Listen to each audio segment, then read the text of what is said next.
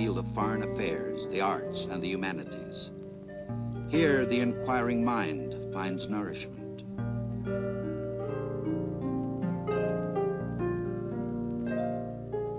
During the 8-day visit of Haileselassie to the United States, he will participate in many ceremonies that demonstrate the respect of a friendly nation.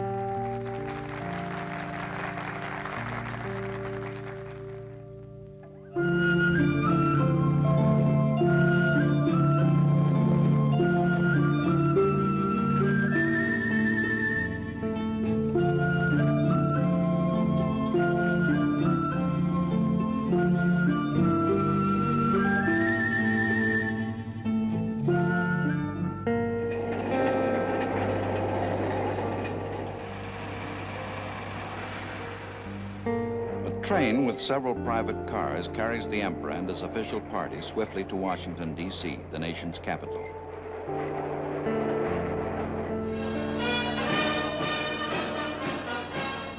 This will be the first meeting for President John F. Kennedy and Mrs. Kennedy with the man who played a leading role in the creation of African unity.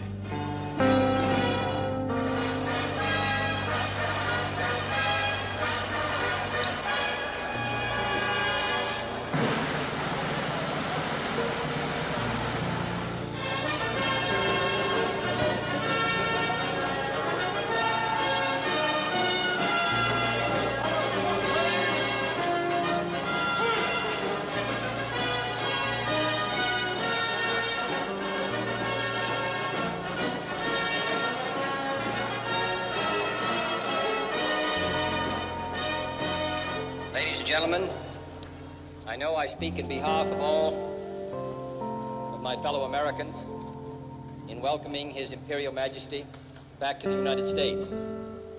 Since His Majesty visited the United States nearly a decade ago, we have seen one of the most extraordinary revolutions in history, and that has been the appearance on the world scene of 29 independent countries in the short space of less than 10 years, including over 150 million people. The conference recently held in His Majesty's capital served, I think, to bring together in a great cooperative movement the people of most of these countries.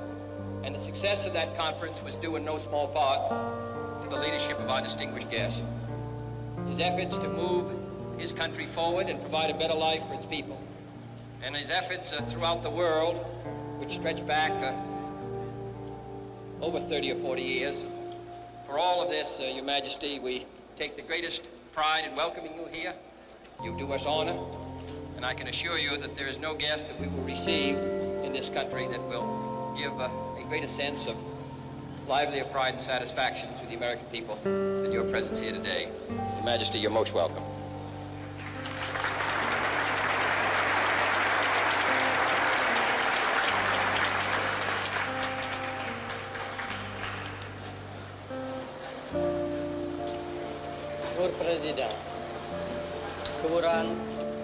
Mr. President, Mrs. Kennedy, Your Excellencies, ladies and gentlemen, I am deeply touched by the generous words of welcome which you have addressed to me, Mr. President, and by the warmth with which the American people have greeted me during the few short hours I have been in the United States.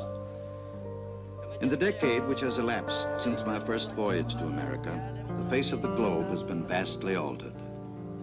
Africa and Asia have been transformed into continents whose people are almost entirely removed from the subjugated status which was the lot of so many of them but a few short years ago.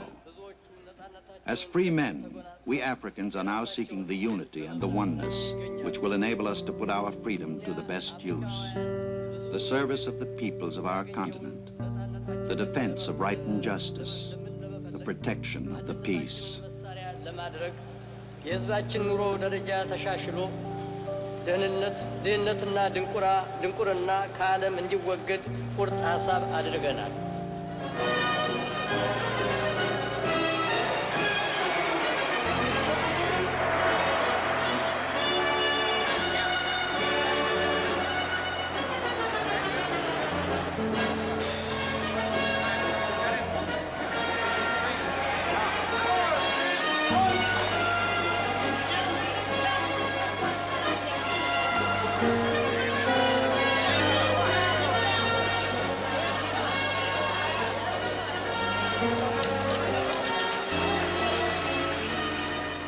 group of Ethiopian women are among the welcoming crowds. The Emperor of Ethiopia has come to Washington to discuss important aspects of world peace and economic progress. He confers with President Kennedy on African problems and aspirations in these vital areas.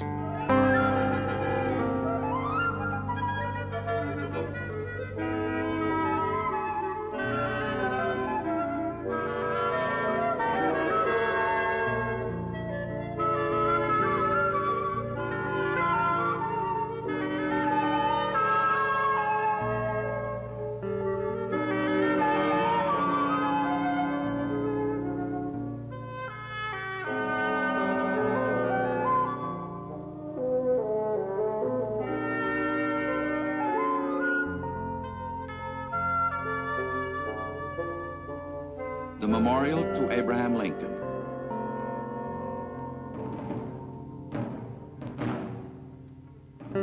The Emperor and his party arrive at the Lincoln Memorial to place a silver wreath in honor of the American president, who is an international symbol of unity and freedom. President Kennedy's Secretary of Interior, Stuart Udall, accompanies the Emperor. Included in the Emperor's party are Ras Imru Haileselassie, Ambassador Dinky, Ethiopian Ambassador to the United States, and Ambassador Corey, United States Ambassador to Ethiopia.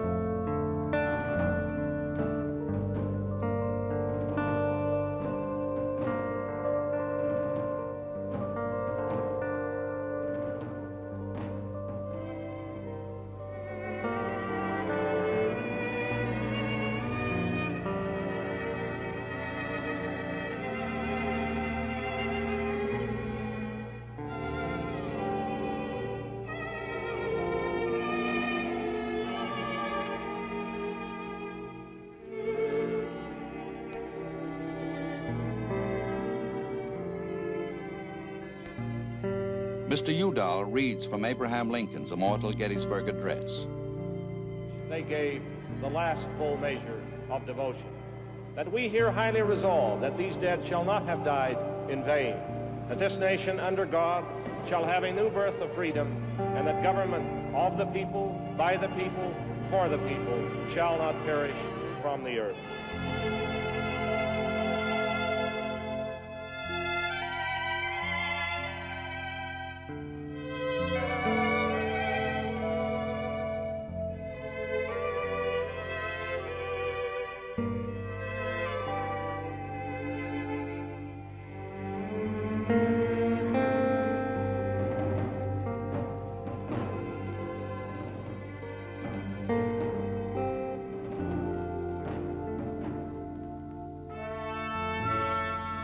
At the National Legislature, the Vice President of the United States, Lyndon B. Johnson, and leaders of the Senate and House of Representatives hold discussions with the Emperor. This is where the men and women elected by the American people make the laws which govern them and determine American policies and world affairs.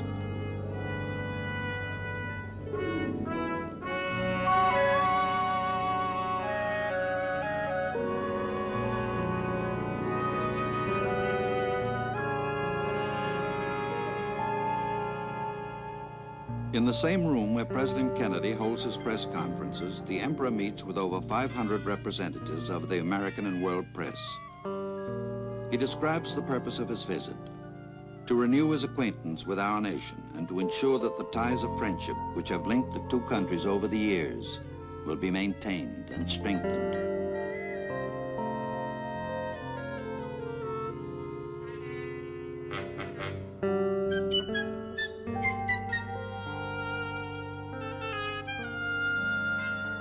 In reply to one question, the Emperor says, "What interests us most in Africa today is the collaboration for the purpose of achieving unity for the benefit of Africa and as a contribution to world peace."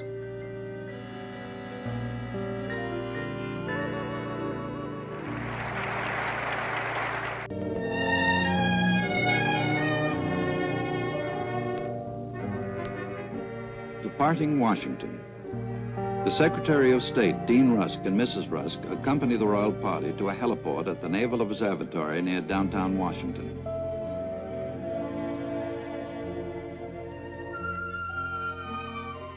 Members of the diplomatic corps pay their respects to the emperor and members of the official party, which includes his granddaughter, Her Highness the Princess Ruth d'Este. The first stage of the journey is aboard President Kennedy's helicopter to the airport, then on to New York City.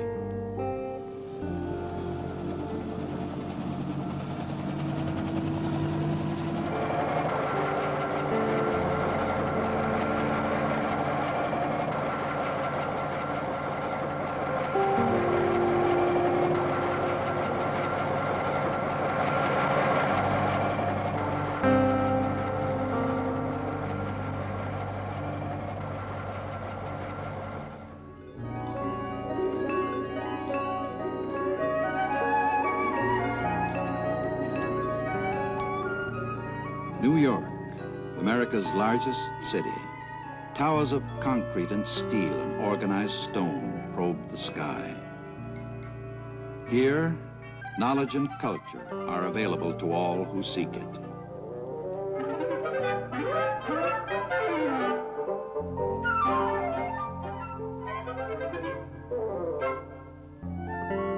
In libraries, in art museums,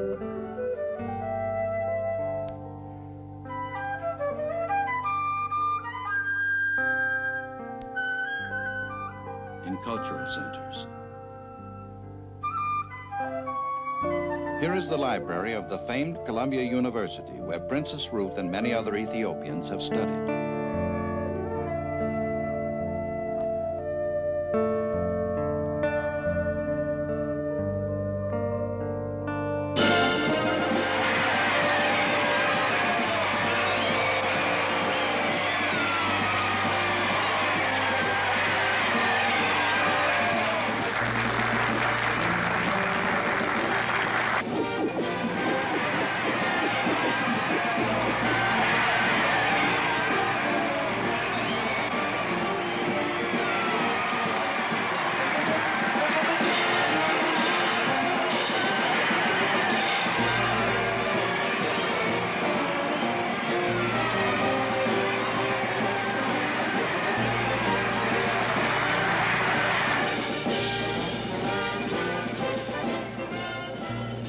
The mayor of the city of New York, Robert F. Wagner, and Mrs. Wagner greet the Lion of Judah on the steps of the City Hall.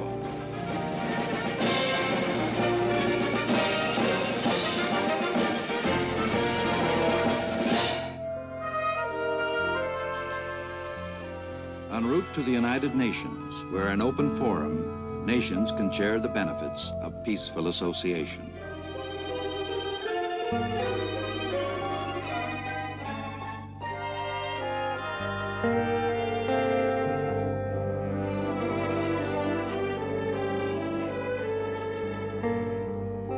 Secretary General U Thant greets the Emperor and is presented with the Charter of African Unity drafted at the Addis Ababa Conference and ratified by the African states.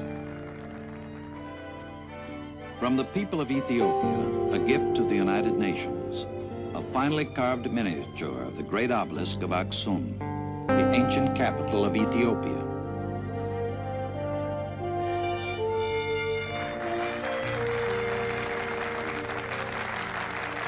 The Emperor addresses a special meeting of the General Assembly. ክቡር ፕሬዚዳንት፣ የተከበራችሁ መልእክተኞች፣ The Charter of the United Nations expresses the noblest aspirations of man, the abjuration of force in the settlement of disputes between states, the assurance of human rights and fundamental freedoms for all without distinction as to race, sex, language, or religion, the safeguarding of international peace and security. እንዲኖረውና ሰብአዊ መብቱ እንዲጠበቅለት ለማረጋገጥ የዓለም ሰላምና ጸጥታ እንዲጠበቅ ለማድረግ የሚያስችሉትን የሰው ልጅ የሚመኛቸውን ከፍተኛ ዓላማዎች የያዘ ነው።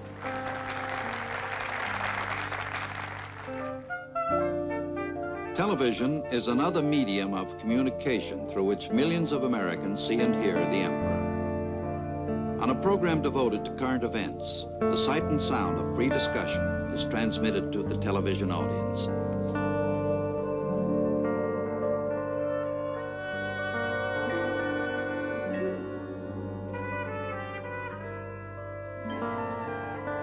Gathered in the Emperor's Hotel suite is an important resource of his country. Young people increasing their knowledge in the universities of America. One of the most satisfying moments of his tour, a face-to-face meeting with many of the Ethiopian students. In gratitude, they present him with a silver service.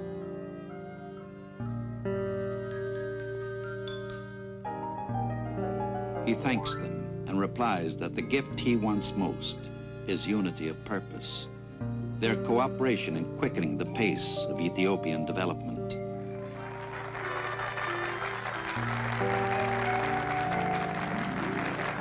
All are working toward this goal. They include Ephraim Isaac, who conducts the Harvard Graduate School Chorus.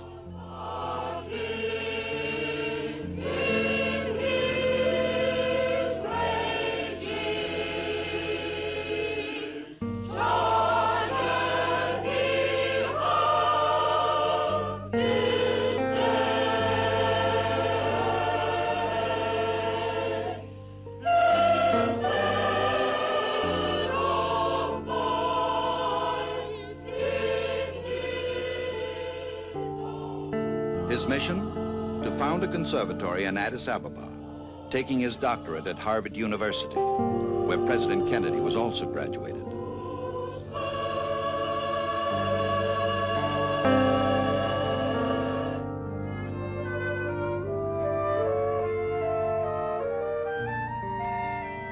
At Cornell University, Miss Abba Walda Rufail, a graduate nurse from Ethiopia, takes her degree in medical education so that she may go back to her country and instruct others how to teach this science.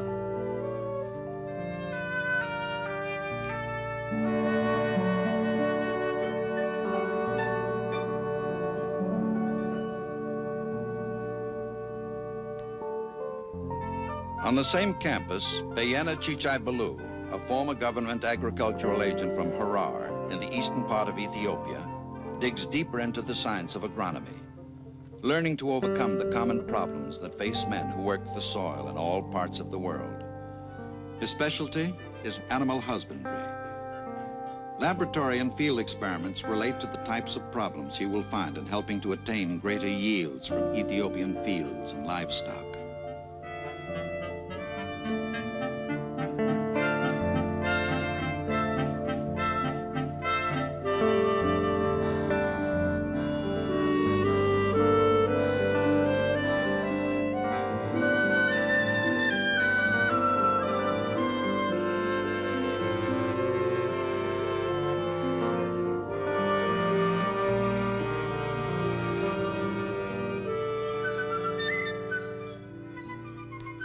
Aviation is essential to a nation like Ethiopia, with rugged terrain and isolated areas. This young man, Bayena Gulilat, is mastering the rudiments of flight at a Washington flying school, studying to be a commercial pilot, secure in the knowledge that the skills he is learning will be of importance to his country.